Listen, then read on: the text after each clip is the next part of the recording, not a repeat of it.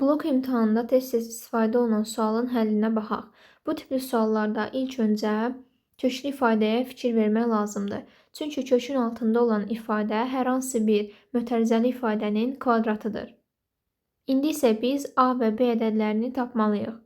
Bunun üçün kök altında 8 ifadəsini 2 kökdə 2 şəklində yazaq. Daha sonra bu ifadə ilə bu ifadəni bərabərləşdirmək lazımdır.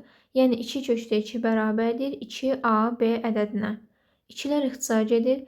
Deməli, AB ədədlərinin hasili kökdə 2-yə bərabər olur.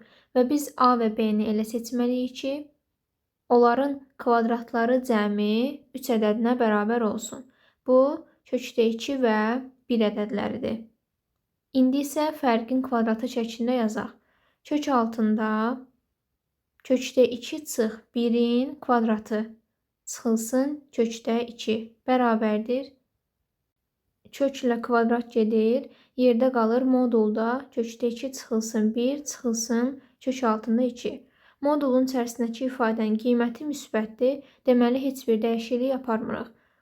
Kökdə 2 çıx 1 çıxılsın kökdə 2. Kökdə 2-lər islah olur, yerdə qalır -1. Doğru cavab olur A variantı.